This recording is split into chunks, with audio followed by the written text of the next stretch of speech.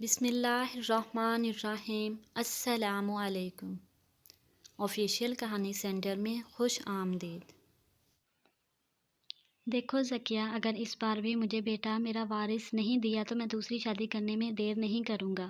ساون کا لہجہ کافی حد تک سخت تھا۔ یہ میرے اختیار میں تو نہیں ہے، یہ سب تو میرے مالک کی رضا ہے۔ ذکیہ نے پرنم آنکھوں سے اپنے شوہر کو دیکھتے ہوئے بڑی معصومیت سے کہا، میں کچھ سننا نہیں چاہتا، بس یہ میرا آخری فیصلہ ہے۔ وہ ذکیہ کو یوں کہہ رہا تھا جیسے وہ اپنی تقدیر کو خود مالک ہو۔ اور پھر ساون اپنی بیوی ذکیہ کو حقارت بھری نظروں سے گھور کر گھر سے باہر نکل گیا۔ میرے مالک، بے شک تو غفور الرحیم ہے، مایوسی سے مجھے اپنی پناہ میں رکھنا۔ ذکیہ نے نگاہ فلک کی جانب اٹھا کر کہا۔ وہ کافی دیر تک اسی حالت میں رہی۔ خیالوں اور سوچوں نے اسے گھیرے میں لے لیا، مختلف سوچوں کی کشمکش میں تھی۔ آخر کافی سوچ و بچار کے بعد اس نے ایک بہت بڑا اور خطرناک فیصلہ کر لیا۔ ذکیہ اور ساون کی شادی کے چند ماہ بعد ہی ذکیہ کی طبیعت خراب رہنے لگی۔ انکشاف ہوا کہ خدا نے اسے اپنی خاص رحمت سے نوازا ہے، وہ ماں بننے والی ہے۔ یہ احساس ہوتے ہی اس کے دل میں خوشی کی لہر دوڑ گئی۔ اس کی خوشی کا کوئی ٹھکانہ نہ تھا، مگر اس کی خوشی دیر پا نہیں تھی۔ تب ساون بھی اس کا خیال رکھنے لگا، مگر اسے یہ خوشی زیادہ دن تک راس نہ آئی۔ جب ننھی پری نے گھر کے آنگن کو رونق بخشی تو ذکیہ پھولے نہیں سما رہی تھی، مگر ساون بیٹی کی پیدائش پر بالکل خوش نہیں تھا۔ شاید اسے بیٹا چاہیے تھا۔ اس کی زندگی کی حقیقی خوشیاں بھی غیر معمولی ثابت ہوئیں۔ ذکیہ نے ماروی کی پیدائش کے 1.5 سال بعد شاہانہ کو جنم دے کر خود کو ساون کی نظروں میں گرا دیا۔ یوں آئے روز ساون کی بے رخی طول پکڑتی جا رہی تھی۔ اسے جب موقع ملتا تو وہ اسے طعنے دیتا، وہ بھی خاموشی سے برداشت کرتی رہتی۔ اسے ایک ایک دن صدیوں کے برابر محسوس ہوتا تھا۔ یوں ہی اس کی تڑپتی سسکتی سختی زندگی گزرتی رہی۔ ذکیہ ایک بار پھر امید سے ہو گئی اور اس بار پھر اس نے ایک بیٹی کو جنم دیا، لیکن جنم دینے کے کچھ دن بعد ہی وہ بیٹی اللہ کو پیاری ہو گئی۔ ساون نے اس پر بھی کسی دکھ یا غم کا اظہار نہیں کیا۔ گزرتے وقت کے ساتھ ساتھ ساون اور بھی بگڑتا چلا گیا۔ بات بات پر وہ ذکیہ سے لڑتا اور بے جا سختیاں کرنے لگا اور اسے گھر سے باہر جانے بھی نہیں دیتا، جس کی وجہ سے ذکیہ کا دل ہر وقت آنسوؤں کے بوجھ سے بھرا رہتا۔ یوں دن بدن اس کی صحت گرتی رہی۔ شوہر کی بے رخی پر اسے دلی افسوس تھا اور اداسی اس پر حاوی ہوتی چلی گئی۔ وہ ہر وقت خلا میں کچھ ڈھونڈنے کے لگ جاتی۔ اسے اپنی زندگی میں ویرانی ہی ویرانی نظر آ رہی تھی۔ وہ ایک عذابناک زندگی گزار رہی تھی۔ ذکیہ اپنی معصوم بچیوں کے ساتھ گھٹ گھٹ کر سہمی ہوئی زندگی گزار رہی تھی۔ زندگی کبھی رکتی نہیں، اس میں زندہ رہنے کا حوصلہ باقی تھا۔ وہ زندہ بھی صرف اپنی بچیوں کی خاطر تھی۔ اور ایک روز شاہانہ سخت بیمار ہوئی۔ ذکیہ اس کا علاج کروانا چاہتی تھی، مگر اس کے پاس پیسے نہیں تھے۔ مجبور ہو کر اس نے پڑوسن سے ادھار پیسے لیے اور ساون کو بتائے بغیر شاہانہ کو شہر علاج کے لیے لے گئی، اور خوراک نہ ملنے کی وجہ سے شاہانہ کئی روز تک بیمار رہی۔ اس کی جان کے لالے پڑ گئے۔ وہ بیماری کی وجہ سے انتہائی کمزور ہو گئی اور چند ہی روز میں اپنے خالق حقیقی سے جا ملی۔ رو رو کر ذکیہ کی آنکھوں کے آنسو ختم ہو گئے۔ اس کی حالت عجیب سی ہو گئی۔ وہ چپ چاپ بیٹھے خلاؤں میں گھورتی رہتی۔ اسے اپنے ارد گرد کے ماحول سے کوئی سروکار نہیں تھا۔ اس کے درد کے تاثرات میں مایوسی بھی جھلک رہی تھی۔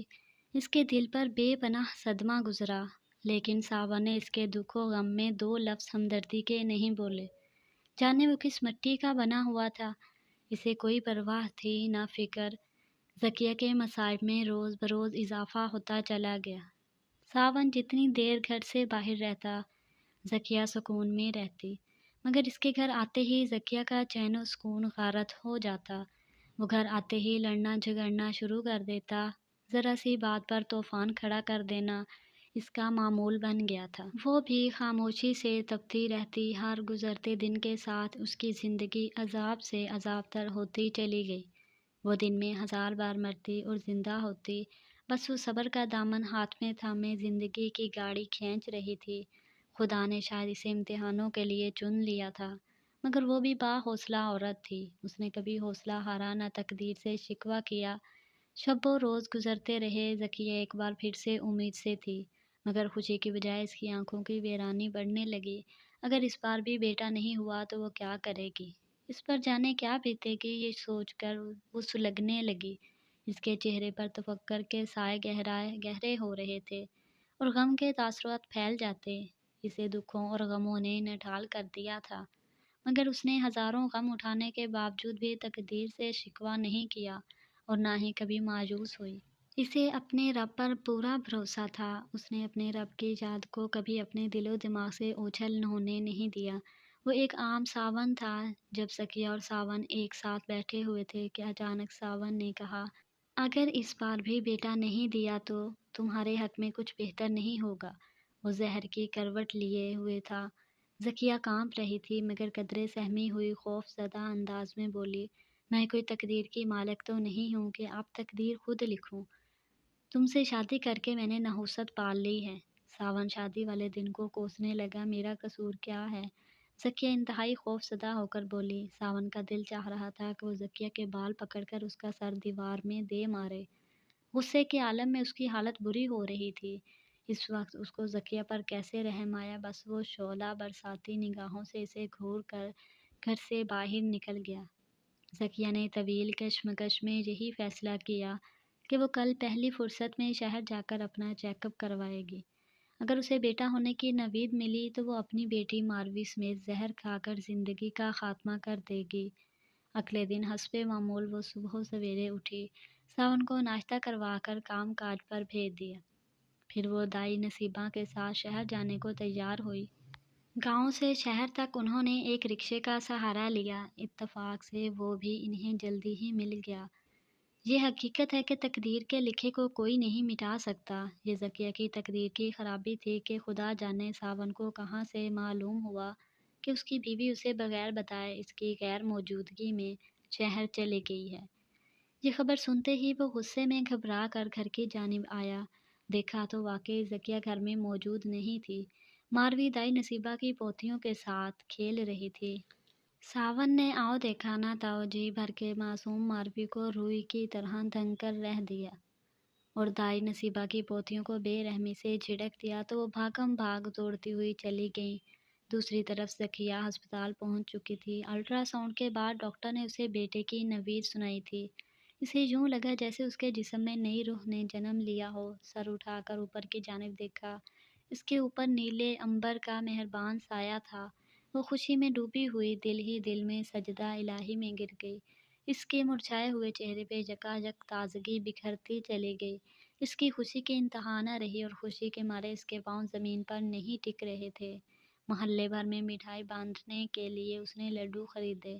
اس کی حسرت کا کوئی ٹھکانہ نہیں تھا۔ وہ تصور کی دنیا میں خود کو بہت سے لوگوں کے درمیان محسوس کر رہی تھی۔ ہر طرف سے سلامتی اور مبارکباد کی آوازیں اس کے کانوں میں گونج رہی تھیں۔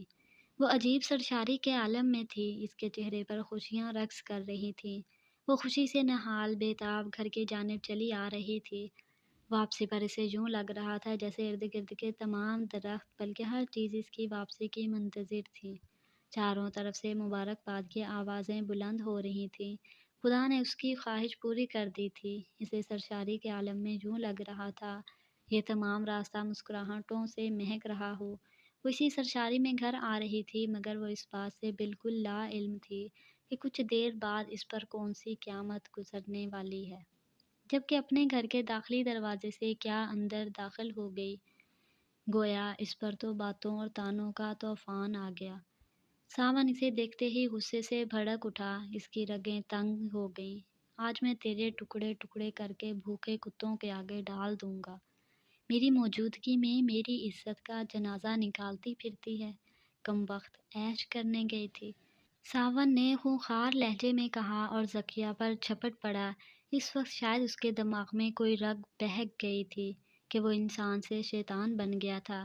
اسے کہاں اور کتنی چوٹ لگ رہی ہے؟ ذکیہ کی کرک اور دل زور چیخیں آسمان کا سینہ چیر رہی تھیں۔ وہ واویلا کرتی رہی۔ اس کی چیخیں سن کر پڑوس کی کچھ عورتیں ان کے گھر جمع ہو گئیں مگر ساون کا سخت رویہ دیکھ کر دور کھڑی تماشا دیکھتی رہیں۔ جب اس کی درد بھری آواز دائی نصیبہ نے سنی تو وہ دوڑتی ہوئی چلی آئی۔ بیٹا اس قدر بے دردی سے پیش نہ آؤ، یہ مر جائے گی۔ دائی نصیبہ نے آگے بڑھ کر ذکیہ کو بچانے کی ناکام کوشش کی مر جائے تو بہتر ہے، اس بلا سے چھٹکارا تو مل جائے گا۔ آج میں اس کمبخت کا کام تمام کر دوں گا۔ وہ غصے سے لال پیلا ہو گیا۔ ایسا نہ کہو بیٹا، یہ تمہاری بیوی ہی نہیں، تمہارے ہونے والے بیٹے کی ماں بھی ہے۔ دائی نصیبہ کی بات سن کر ساون کو جیسے بجلی کا جھٹکا سا لگا۔ تم اتنے شکی کیوں ہو؟ بغیر سوچے سمجھے بیچاری پر الزام لگا دیا۔ نصیبہ کسی مشین کی طرح سٹارٹ ہوئی اور اسے ساری حقیقت سے آگاہ کیا۔ دائی نصیبہ کی بات کے اختتام پر ساون نے اپنا سر تھام لیا اور روحان سی آواز میں کہا، ہائے اللہ، مجھ سے یہ کیا ہو گیا، مجھے معاف کر دینا۔ اور پھر سیکنڈ کے 1000ویں حصے میں ہی زمین پر پڑی بے سود ذکیہ کی جانب بڑھا۔ وہ شدید تکلیف سے تڑپ تڑپ کر ساکت ہو گئی تھی۔ اس کے ہاتھ پاؤں پھول گئے تھے۔ دوسرے ہی لمحے ساون اپنی بیوی کے ساتھ ہمدردانہ رویے سے پیش آنے لگا۔ پہلے تو اسے کچھ سمجھ نہیں آیا، جب تک وہ سمجھا تب تک بہت دیر ہو چکی تھی۔ ذکیہ کی آنکھوں کے آگے اندھیرا چھا چکا تھا، اس کی روح فنا ہو چکی تھی۔ ساون کو یوں لگا جیسے اس کے دل کے ٹکڑے ٹکڑے ہو گئے۔